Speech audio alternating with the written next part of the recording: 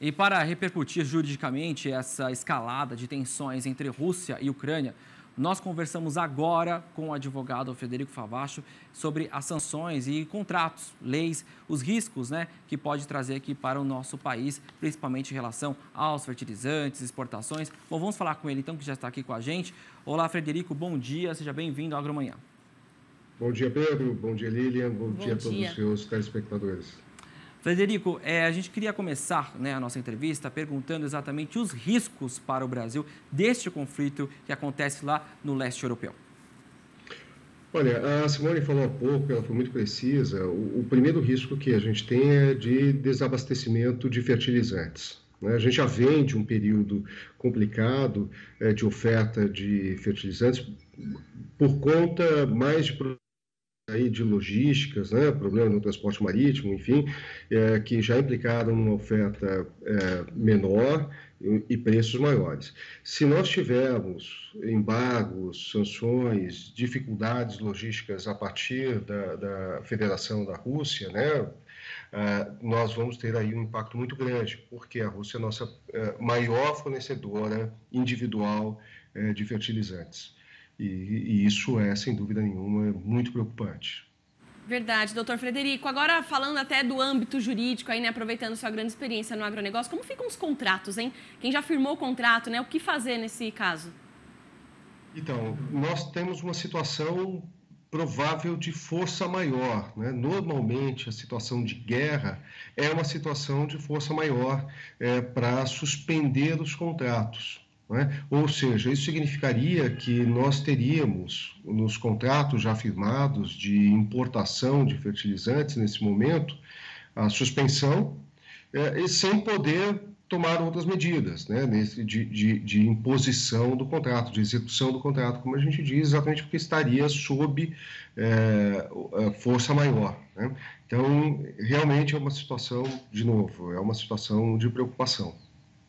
Agora, em relação às exportações brasileiras, e em termos jurídicos, como é que fica essa situação, certamente para cumprir também esses contratos de você mandar para lá? A gente está vendo também as tropas chegando até por regiões portuárias. Como é que fica essa situação e como é que isso pode também atingir nesses contratos internacionais? Isso é uma preocupação que deve ser levada em conta. Veja, nós temos, como exportadores, em princípio, nós temos o dever de embarcar. Normalmente, os nossos contratos de exportação são sob a cláusula FOB, Free On Board. Significa que a obrigação do exportador vai até embarcar no navio. Do navio em diante, normalmente esses são os contratos, uma vez embarcado, a partir do momento que a mercadoria já está no navio, em diante, isso é o risco do importador.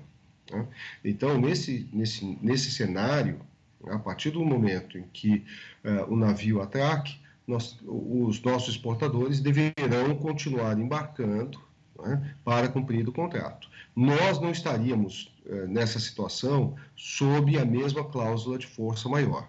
Agora, naqueles casos em que a obrigação do exportador é levar até o porto de destino, ou seja, levar efetivamente até a Rússia, aí sim, se nós tivermos bloqueio dos portos, aí poderá ser aplicada a cláusula de força maior, mas mesmo assim, e isso é um cuidado que a gente tem que tomar, mesmo assim isso seria válido para fins de desembarque da mercadoria, menos para embarque. É claro que se você não pode fazer o desembarque, você tem o risco de perecimento da mercadoria. Então, por isso, você aplica a cláusula de força maior já no embarque, alegando exatamente isso. Não vou poder desembarcar a mercadoria por conta do embargo. Mas esse embargo e essa situação de guerra no porto tem que ficar muito clara. Nós ainda estamos, digamos assim, no começo desse teatro de guerra. Então, nesse momento, eu diria que nós ainda temos alguma fragilidade jurídica para alegar a cláusula de força maior nos contratos de exportação. Temos que acompanhar muito de perto o que vai acontecer nesse cenário. E até do ponto de vista do direito internacional, jurídico, doutor Frederico, quem aplica essa cláusula de força maior? Né? Qual o órgão aí, o âmbito disso? E a gente pode considerar que já é uma guerra, né? Como que funciona esses termos, né, do direito também internacional? Tá. Bom, vamos lá. A guerra, sim, a guerra é uma situação que há declaração de guerra, há estado de guerra, e normalmente quem declara são os países diretamente envolvidos, né? Então, no cenário que nós temos hoje, já de invasão, por conta da legislação internacional, a gente já configura um ato de agressão, já configura um estado de guerra. Então, teoricamente, o estado de guerra já está configurada, já estaria conflagrada, ainda que numa escala não muito grande, né? Ou seja, quer dizer, ainda que a escala desse conflito esteja, de certa forma, reduzida, confinada ali a algumas atividades apenas, algumas incursões, como a gente tem acompanhado. Agora, quem declara a força maior? Quem declara a força maior é o contratante, diretamente, né? É quem é afetado diretamente na execução do seu contrato. É aquele que não consegue executar, performar o seu contrato em razão da situação. Então, nesse caso, os exportadores brasileiros que estiverem, né, impedidos de cumprir o seu contrato, eles têm que alegar a força maior. Só recomendo que observem estritamente o que vai estar previsto no contrato, porque nos contratos de comércio internacional, essa situação de força maior ela é muito bem detalhada no contrato e deve ser seguida à risca tudo que está previsto naquela cláusula de força maior, né? Toda a previsão do contrato. Essa é a minha recomendação. Do lado dos russos, né, para a nossa importação de fertilizantes, a gente vai ter que aguardar, né, para ver o que movimento que eles vão fazer. Agora, Lilian, eu teria mais uma preocupação que eu ouvi a preocupação da Abitrigo, ouvi da BEF, ouvi a preocupação da ANDA.